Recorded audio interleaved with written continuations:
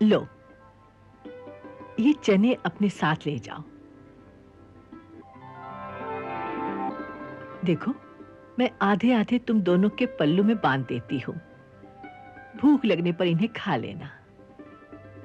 गुरु माता, मेरा पल्लू तो फटा हुआ है। ये सारे आप इसी के पल्लू में बांध दीजिए, मैं इससे आधे ले लूंगा। अच्छी बात है, अच्छी बात है।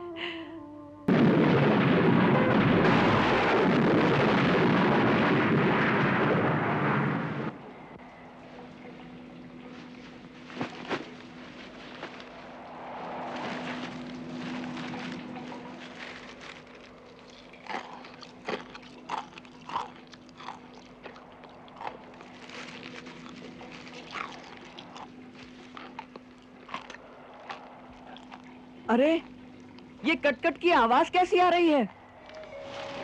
कुछ खा रहे हो क्या? नहीं, ये तो सर्दी के मारे मेरे दांत कटकटा रहे हैं। अच्छा, बहुत सर्दी लग रही है क्या? हाँ, सारा शरीर भीग गया है। ओह, मुझे भी बहुत सर्दी लग रही है। सुना है कुछ खाने से शरीर में गर्मी आ जाती है। तो लाओ वो चने जो गुरु माता ने दिए थे, दोनों बांट के खा लेते हैं। चने? चने कहाँ हैं? तुम्हारे पल्लू में बांधे थे ना? मेरे पल्लू में?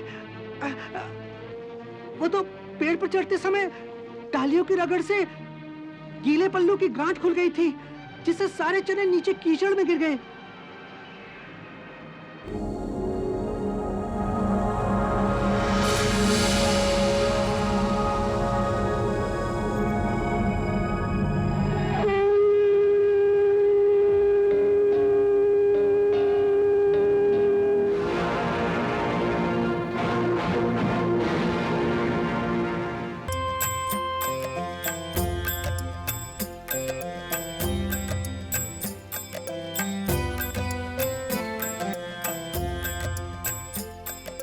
गुरुकुल की शिक्षा, भगवान श्री कृष्ण की शिक्षा।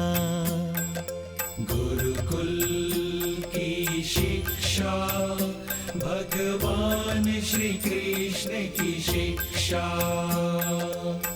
16 कलाएं 64 विद्याएं, पूर्ण कृष्ण भगवान है। शिक्षा उन्हें दे गुरु संदीपन, जगत गुरु जो महान है। गुरुकुल की शिक्षा, भगवान श्री कृष्ण की शिक्षा। गुरुकुल की शिक्षा, भगवान श्री कृष्ण की शिक्षा।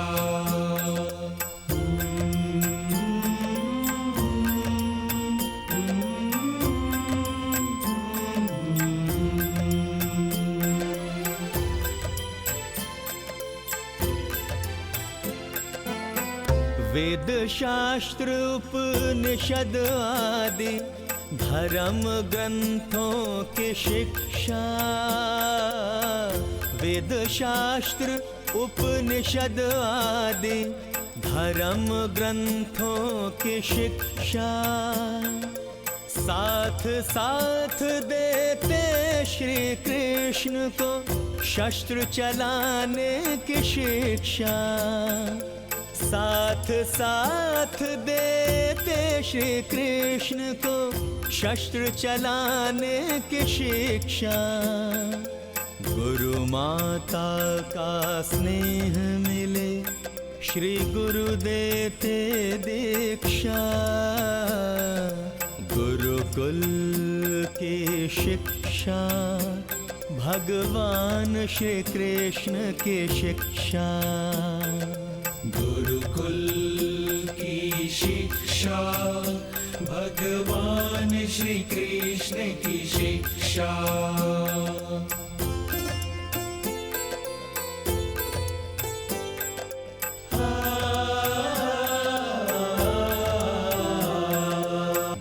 गुरुकुल की शिक्षा, भगवान श्री कृष्ण की शिक्षा। गुरुकुल की शिक्षा, भगवान श्री कृष्ण की शिक्षा।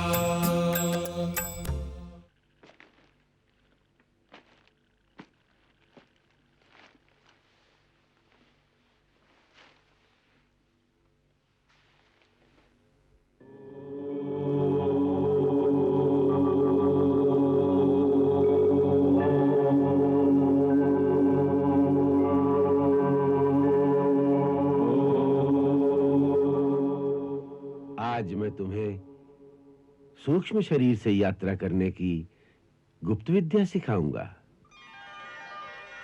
इस गुप्त क्रिया में समन स्थूल शरीर को एक स्थान पर छोड़कर जाना होता है और फिर वापस आने पर हमारा सूक्ष्म शरीर फिर इसी स्थूल शरीर में प्रवेश कर जाता है। इसीलिए यह आवश्यक है कि यह स्थूल शरीर तब तक सुरक्षित रखा जाए, अन्यथा यदि कोई भूल से इसे मृतक समझकर इसका नाश कर दे तो बहुत बड़ा अनर्थ हो सकता है। इसीलिए इस कुटिया को चारों ओर से बंद कर दिया गया है। बाहर से इस कुटिया की सुरक्षा का उत्तरदायित्व गुरु माता पर है, जो इसकी रखवाली करेंगी। इस क्रिया को वही कर सकता है जिसके अंदर योग की सारी शक्तियां जागृत हो चुकी हों। ये शक्तियां बड़ी कठिन और लंबी साधना से जागृत होती हैं, परंतु यदि गुरु समर्थ हो और वो किसी सुपात्र को तत्काल ये सिद्धियां देना चाहे तो वो अपने तपोबल की शक्ति द्वारा शिष्य के अंदर शक्तिपात कर सकता है, जिससे शिष्य के अंदर योग की समस्त शक्तियां और सिद्धियां उसी क्षण जागृत हो जाती हैं। आज मैं वही करने जा रहा हूं, क्योंकि माता सरस्वती का यही आदेश है कि मैं अपने पास कुछ बाकी न रखूं, सब कुछ तुम्हें समर्पण कर दूं।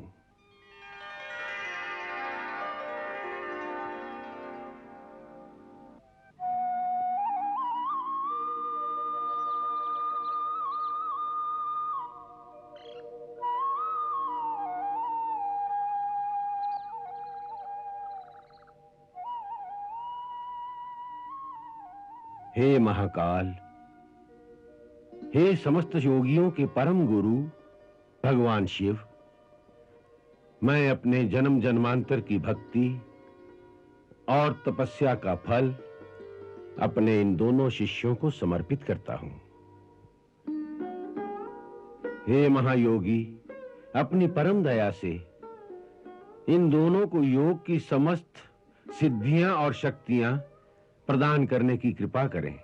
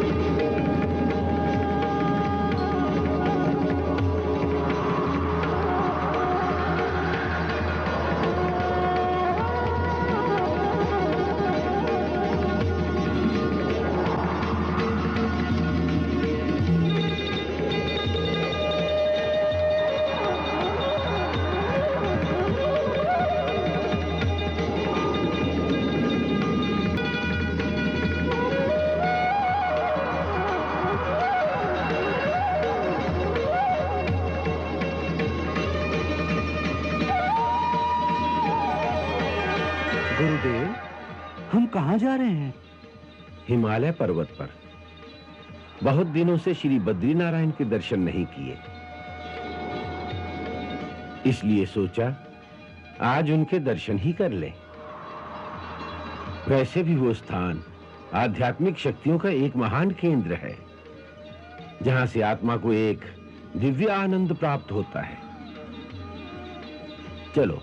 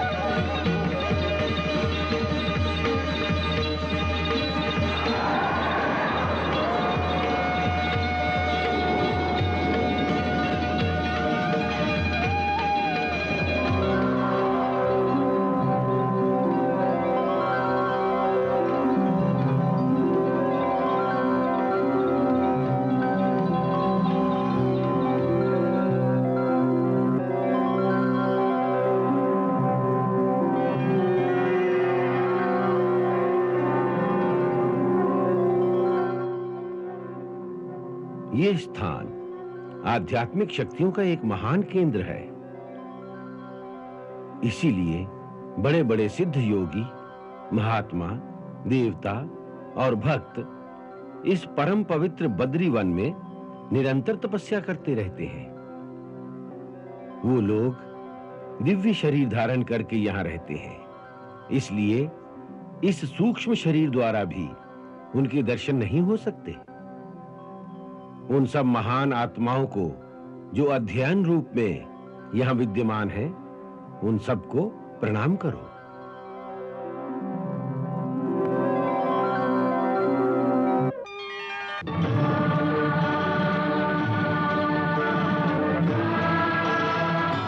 बद्री विशाल, बद्री विशाल, यहाँ स्वयं विराजे नारायण। जय बद्री विशाल, जय नारायण श्री नारायण। जय बद्री विशाल।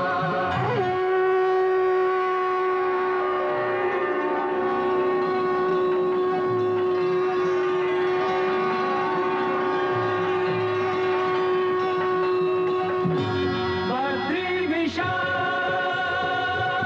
बद्री विशाल, यहाँ स्वयं विराजे नारायण। जय बद्री विशाल, जय नारायण श्री नारायण। जय बद्री विशाल।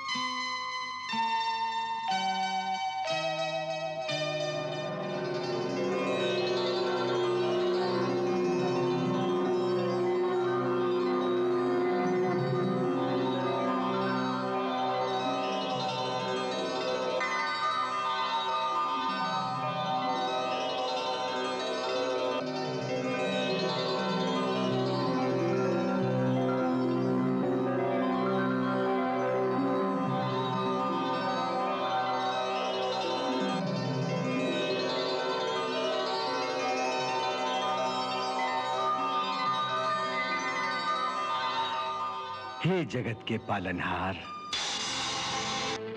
हे भगवान अनंत, इस भक्त का नमन स्वीकार करें।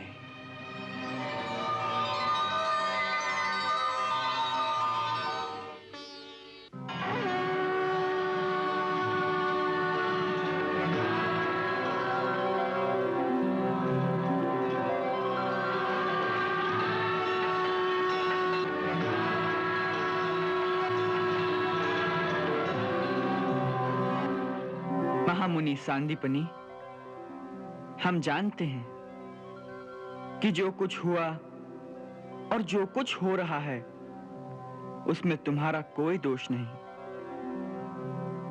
ये सब हमारी माया के प्रभाव से और हमारी इच्छा से ही हो रहा है। हम तुम्हारी कर्मनिष्ठा से अति प्रसन्न हैं।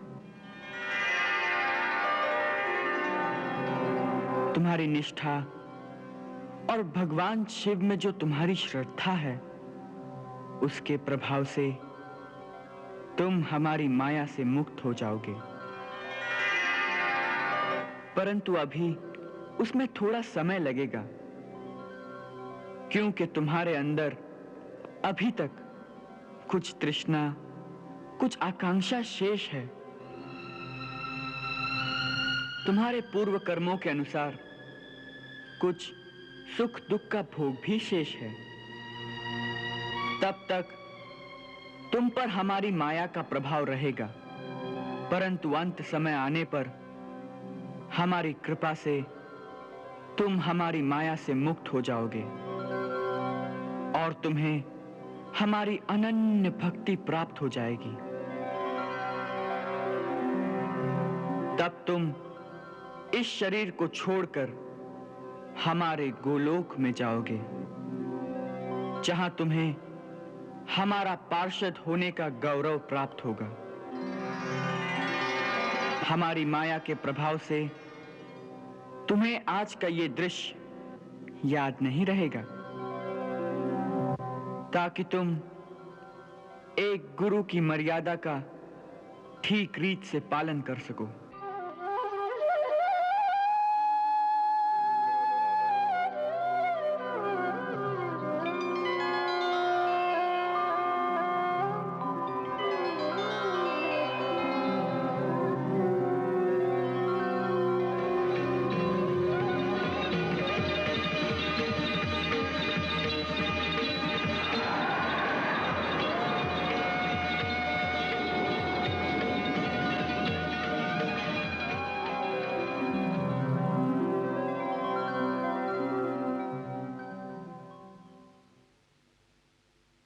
आज की शिक्षा भी पूर्ण हो गई। उसके साथ ही मेरी विद्या का सारा भंडार भी खाली हो गया। इस आशीर्वाद के साथ कि जो विद्या मैंने तुम्हें प्रदान की है वो जीवन की हर परिस्थिति में तुम्हारे काम आए, तुम्हें कभी भूले नहीं।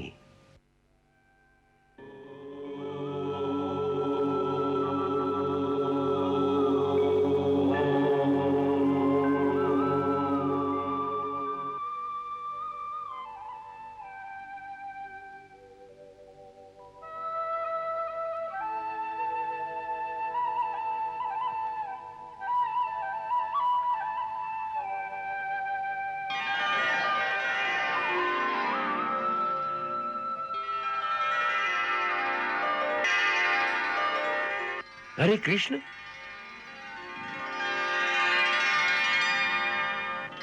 आओ कृष्ण, आओ बलराम।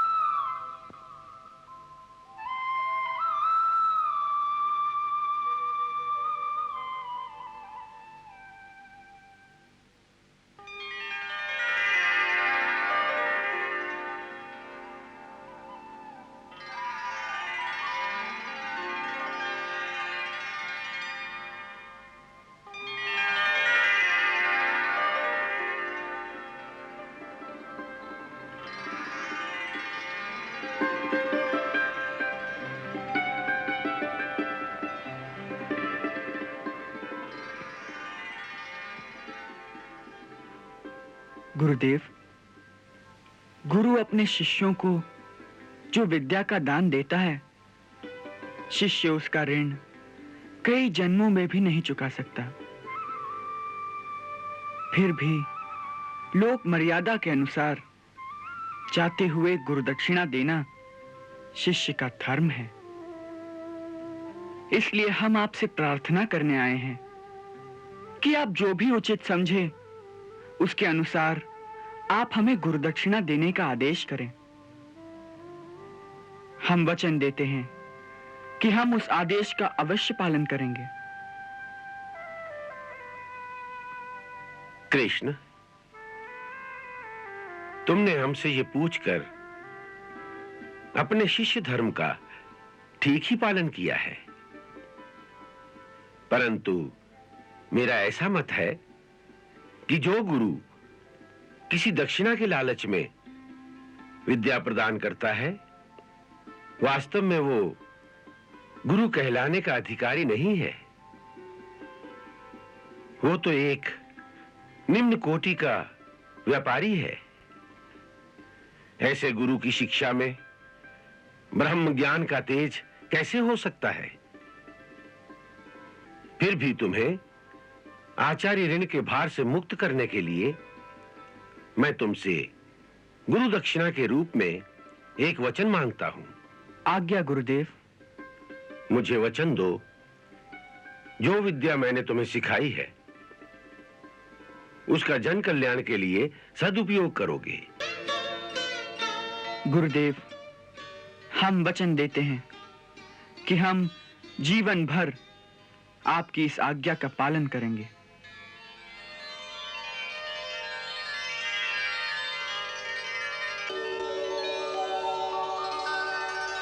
इतने दिनों आपने हमें अपनी ममता के आंचल की छाया में आश्रय दिया, इतना स्नेह दिया कि हम अपने घर को भूल गए। इस उपकार का बोझ तो इस जीवन में नहीं चुकाया जा सकता। फिर भी यदि आपकी कोई इच्छा हो जिसे हम पूरा कर सकें, तो हम इसे अपना अहोभाग्य समझेंगे।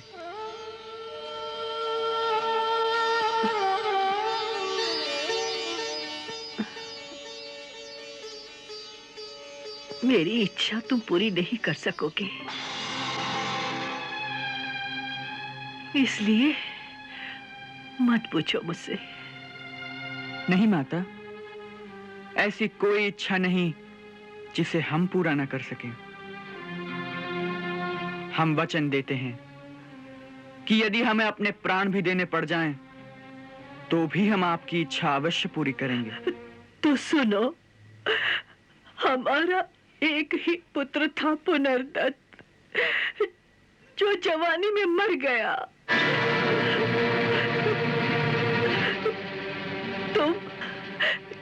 तुम मेरे पुत्र को वापस ला कर दे सकते हो?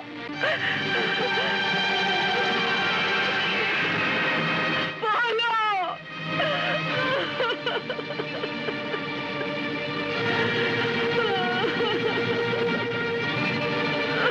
उसकी मृत्यु कैसे हुई थी? उसे समुद्र खा गया। उसे समुद्र खा गया। हम प्रभास क्षेत्र में पर्व स्नान के लिए गए थे। हमारा पुनर्दत्त भी वही किनारे पर स्नान कर रहा था। अचानक समुद्र की एक लहर उसे खींचकर अंदर ले गई। फिर वो वापस नहीं लौटा।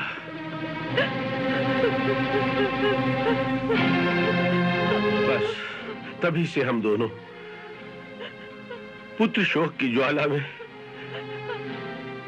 चुपचाप यूं ही जल रहे हैं। मेरा तो कुल ही नष्ट हो गया है।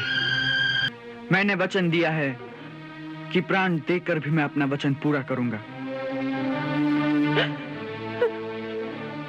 सो आज मैं प्रतिज्ञा करता हूं कि आपका पुत्र तीनों लोकों में जहां भी है, मैं उसे ढूंढकर आपके पास ले आऊंगा। और तभी मैं अपने आप को आचार्य ऋण और गुरु दक्षिणा के उत्तरदायित्व से मुक्त समझूंगा। जब तक मैं आपके पुत्र को वापस न ले आऊं, तब तक मैं अपने घर नहीं जाऊंगा। मुझे आशीर्वाद दीजिए कि मेरा यह प्रण पूरा हो जाए।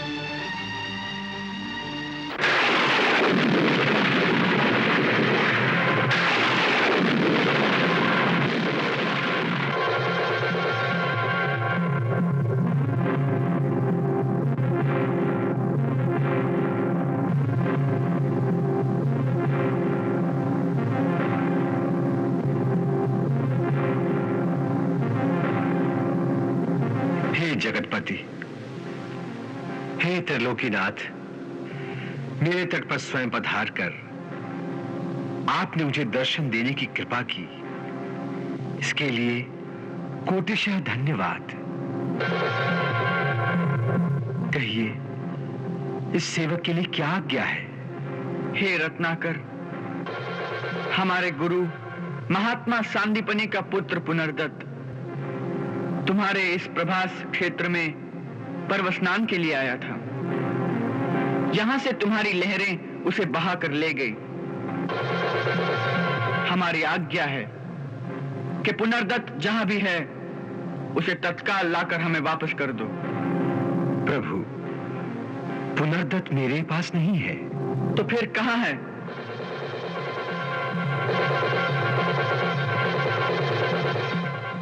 भगवान, मेरी गहराइयों में पांचजन्य नाम का एक महान राक्षस रहता है। यह उसी महादैत्य का काम हो सकता है, क्योंकि वो प्रायः तट पर स्नान करने वालों को खींचकर समुद्र में ले जाता है और उन्हें खा जाता है। पुनर्दत्त को भी वही खा गया होगा।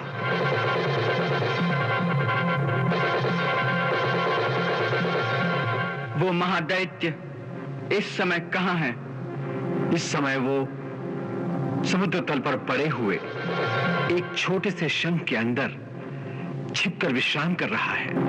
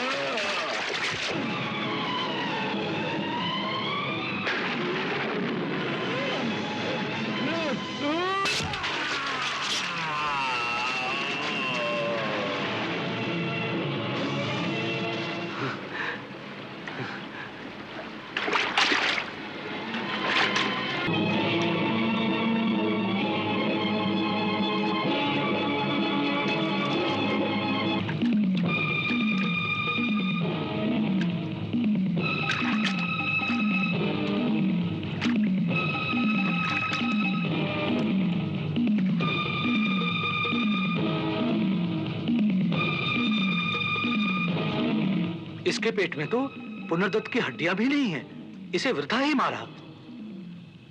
वृथा नहीं, वास्तव में इसके उद्धार का समय आ गया था। तो फिर अब क्या? कुछ नहीं, अब यमराज की राजधानी संयमनी में चलते हैं। वही पुनर्दत्त को ढूंढ सकते हैं। हाँ, चलो।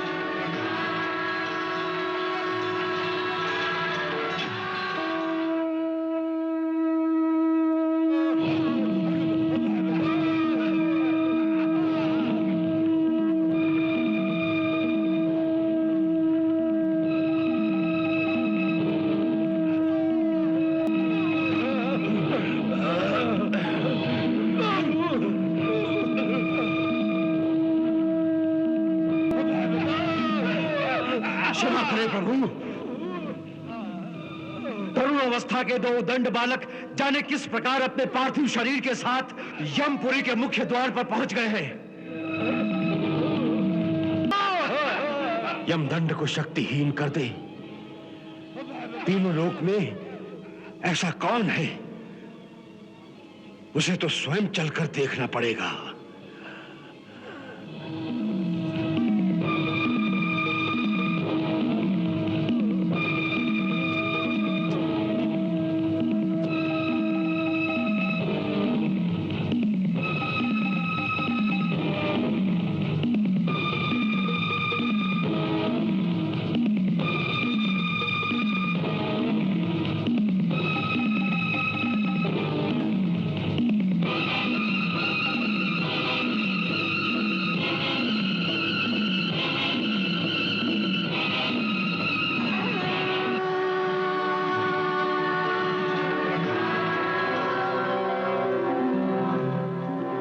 प्रभु,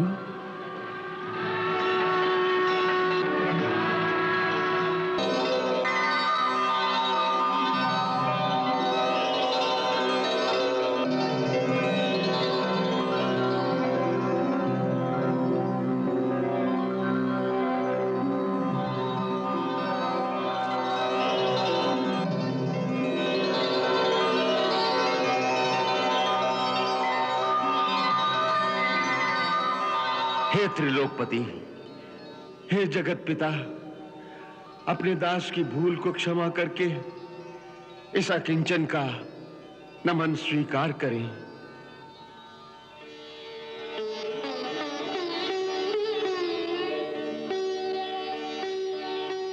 इस दास के लिए क्या आज्ञा है प्रभु?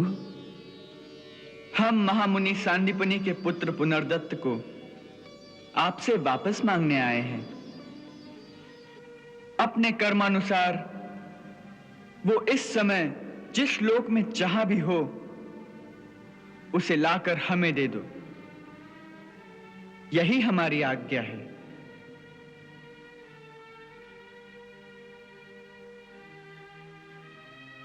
हे सर्वशक्तिमान, हमारे पास सभी प्राणी जीवात्मा के ही रूप में आते हैं। मैं उन्हें उसी रूप में वापस कर सकता हूं, परंतु उन्हें पार्थिव शरीर प्रदान करने की शक्ति मुझ में नहीं है प्रभु। उसकी चिंता तुम न करो, तुम हमें वो जीवात्मा ही लौटा दो।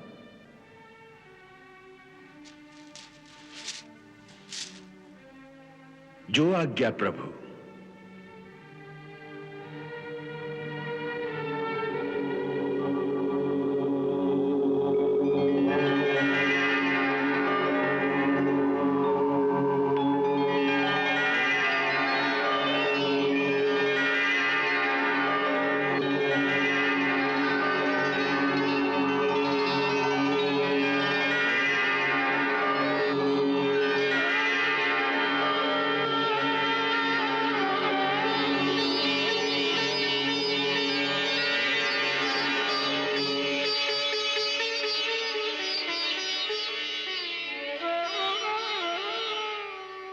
हे महात्मा, हम तुम्हारी कर्मनिष्ठा से अति प्रसन्न हैं।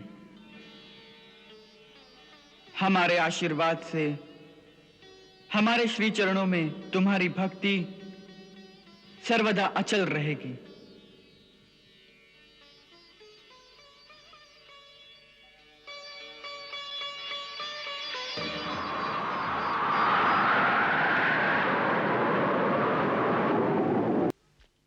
गुरु माता, गुरु माता, गुरु माता, क्या है सुदामा? गुरु माता, गुरु माता, कृष्ण आ गया है।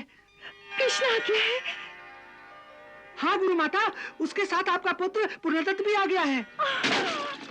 क्या मेरा पुनर्दत्त आ गया है? क्या? हा? क्या कहा? पुनर्दत्त आ गया है? हाँ गुरुदेव, कृष्ण और बलराम के साथ आपका पुत्र भी आया है। हा? वो देखिए।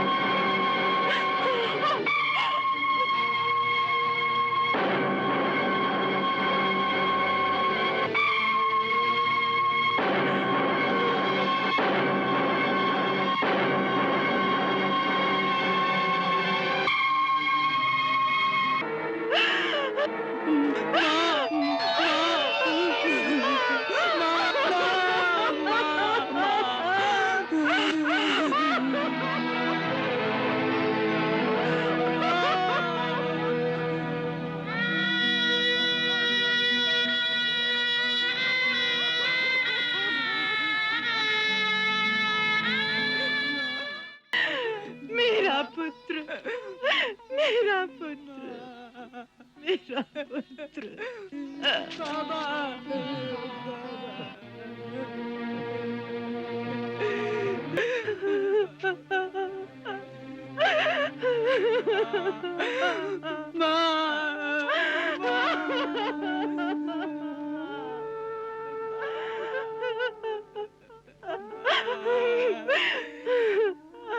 तू कहाँ चला गया था?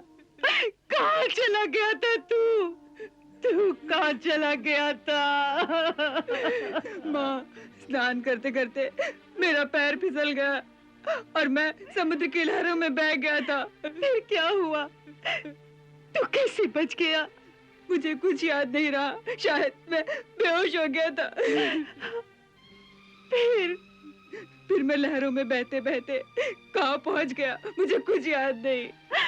बस इतना ही याद है कि आंखों के सामने कभी अंधेरा कभी उजाला चाहता रहा। बेहोशी में मुझे कुछ समझ नहीं आ रहा था। जब होश आया तो इन दोनों को देखा। ये लोग मुझे कुछ औषधि पिला रहे थे। इन्होंने कहा तुम्हारे माता पिता नहीं तुम्हें ढूंढने के लिए हमें भेजा। गुरु माता, गुरु माता, इसे याद कैसे आती? गुरु माता, इसकी तो स्मृति ही खो गई थी। क्या? ज्योति खो गई थी।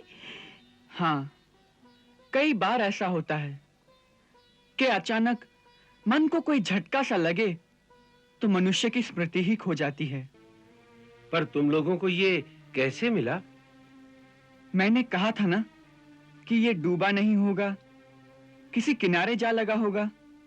इसी विश्वास के सहारे हम दोनों समुद्र के किनारे किनारे बसे नगरों में घूम घूम कर इसे ढूंढते रहे।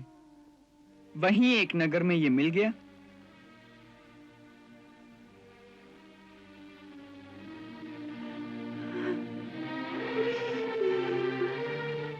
एक काला सा आदमी था जिसके पास एक काला भैंसा था। उसी के आंगन में ये रहता था।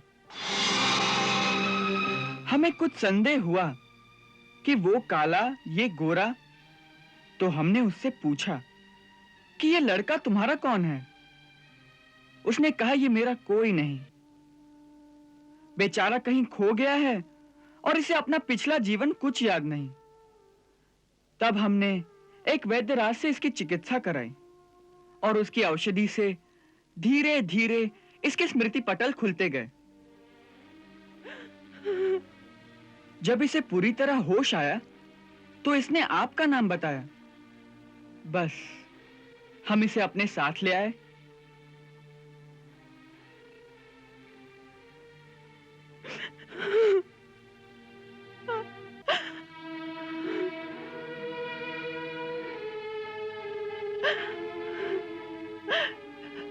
कृष्ण वत्स, मैं नहीं जानती कि तुम्हारे उपकार का बदला कितने जन्मों में चुका पाऊंगी, परंतु तुमने मुझे नया जीवन दिया है। उसके बदले में एक ब्राह्मण स्त्री सिवाय आशीर्वाद के तुम्हें और क्या दे सकती है? आज मैं तुम्हें आशीर्वाद देती हूँ कि जब तक तुम्हारी माता जीवित रहे तब तक तुम्हारा और तुम्हारी माता का ऐसा विछोह कभी ना हो जैसा कि मेरा और पुनर्दत्त का हुआ।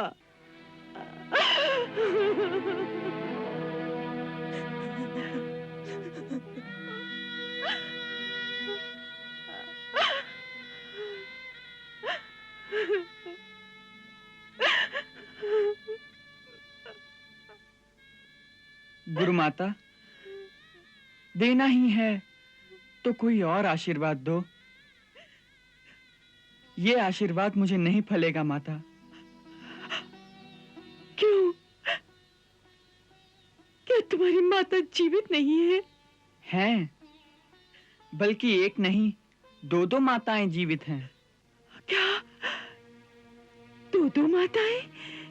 हाँ गुरु माता, एक ने मुझे जन्म दिया और दूसरी ने अब तक मुझे पाला। मेरे लिए तो दोनों ही मेरी माताएं हैं। इसलिए एक के पास रहता हूं तो दूसरी से बिछोह हो जाता है और दूसरी के पास रहता हूं तो पहली से बिछोह हो जाता है। इसीलिए मैंने कहा कि कोई और आशीर्वाद दो माता। अच्छा तो सुनो, यदि मैंने जीवन भर एकाग्रचित होकर अनन्य भाव से अपने पति की सेवा की है तो आज मैं अपनी पति भक्ति का सारा फल तुम्हें प्रदान करती हूँ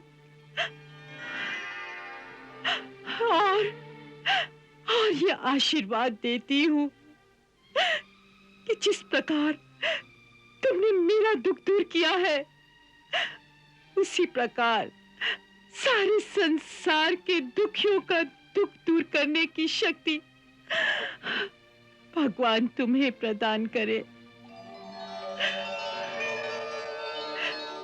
जिससे ये सारा संसार तुम्हारी पूजा करे और तुम्हारी जय जयकार करे। और तुम्हारी जय जयकार करे, और तुम्हारी जय जयकार करे वत्स।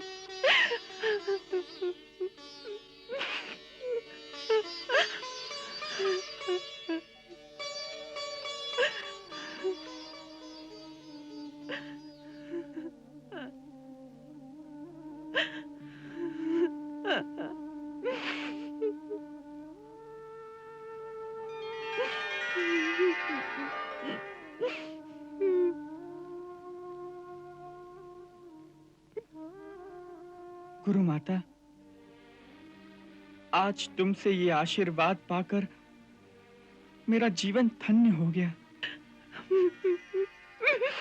अब मुझे विश्वास हो गया है कि तुम्हारे इस आशीर्वाद से मेरा इस धरती पर जन्म लेना अवश्य सफल होगा माता।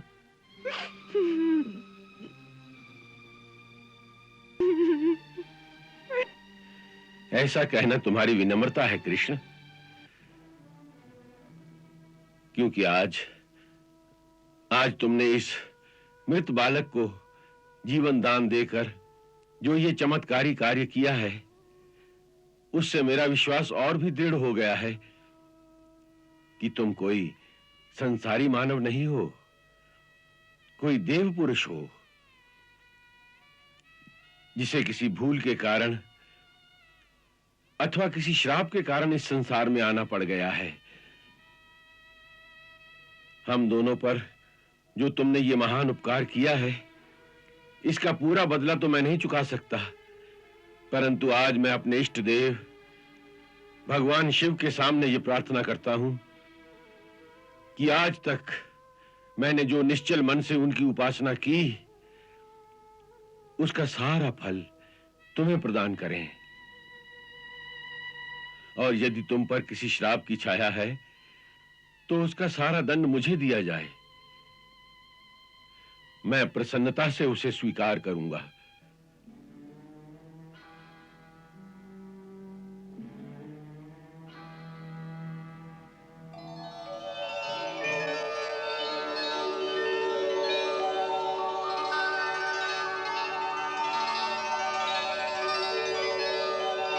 गुरुदेव, इतनी उदारता एक पिता अथवा एक गुरु में ही हो सकती है,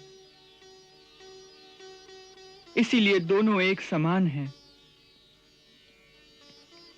ऐसे उदार गुरु का शिष्य होना मेरे इस जीवन की सबसे बड़ी उपलब्धि रहेगी गुरुदेव, सबसे बड़ी उपलब्धि रहेगी।